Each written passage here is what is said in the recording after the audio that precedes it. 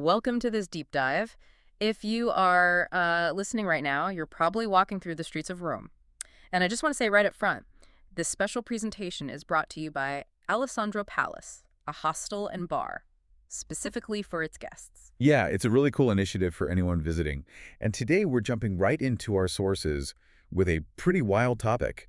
The title is Bernini versus Borromini, the messy Baroque battle of Piazza Navona and the secret of the female pope. Right, so let's start with where you are actually standing right now. Take a second and, look at the shape of Piazza Navona. Yeah, take a really good look around. Because it's not a square at all, right? It's like this massive elongated oval. Honestly, it feels a lot like standing in the absolute center of a modern athletic track. Well, that's because you basically are. You are walking directly on top of Emperor Domitian's ancient stadium. Wait, like from the first century? Exactly. It was constructed right around 86 AD. And what's brilliant is how that ancient function literally warped the Roman language to give the plaza its modern name. I saw that in the notes, but how do you get Navona from an ancient running track? It doesn't sound similar at all. So the original Greek term for a place of athletic competition is in agon. But over centuries of everyday use, heavy Roman accents just blurred those syllables together. Oh, so like ancient slang just taking over. Yeah, exactly. Inagon just kind of mashed into nagon, which slowly shifted into the word you use today, Navona. Okay, well, that makes total sense for the shape.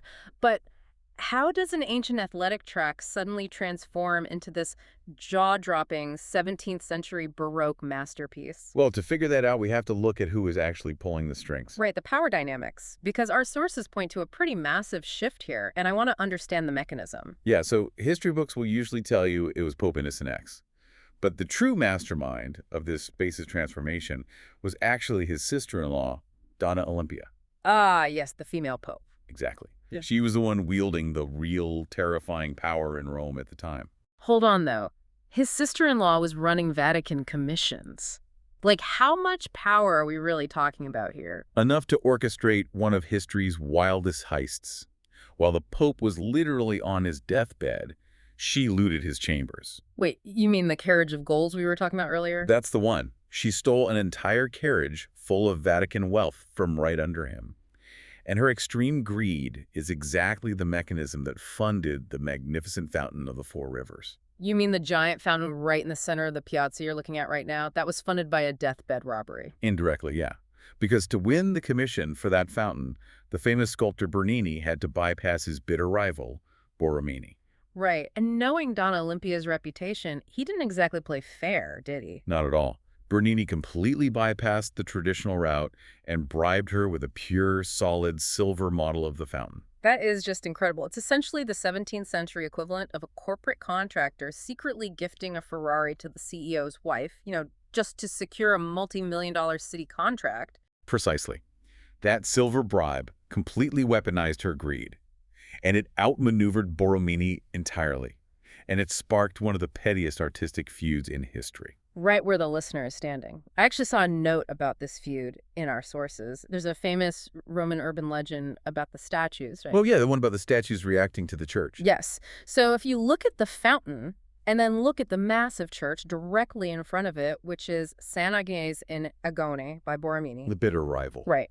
People claim Bernini carved his statue of the Nile River, covering its face with a cloth, specifically so it wouldn't have to look at Borromini's ugly church. And the Rio della Plata statue is holding its hand up in pure terror, acting like the church is about to collapse on it. Exactly. But our sources push back on this, don't they? They do, yeah.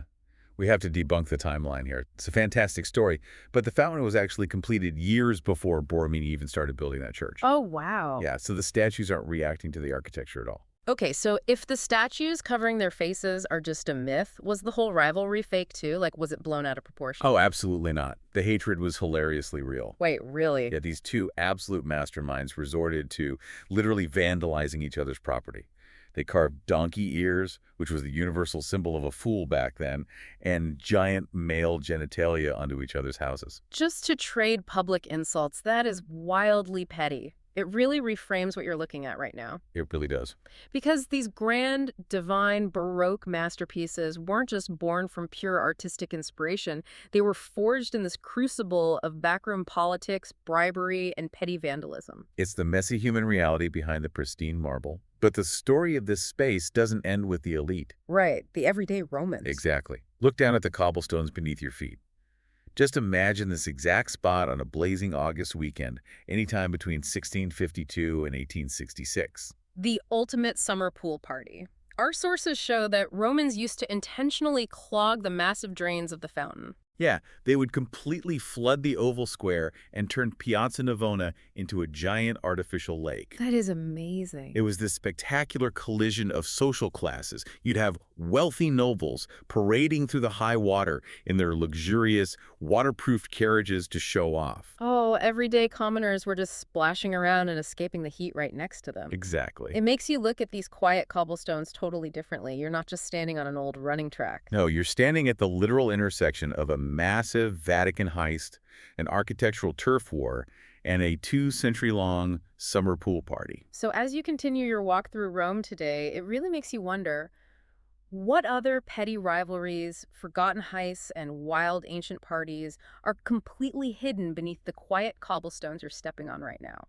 That is a perfect question to keep in mind for literally every corner of this city. This episode was brought to you by Alessandro Palace, a hostel and bar in Rome.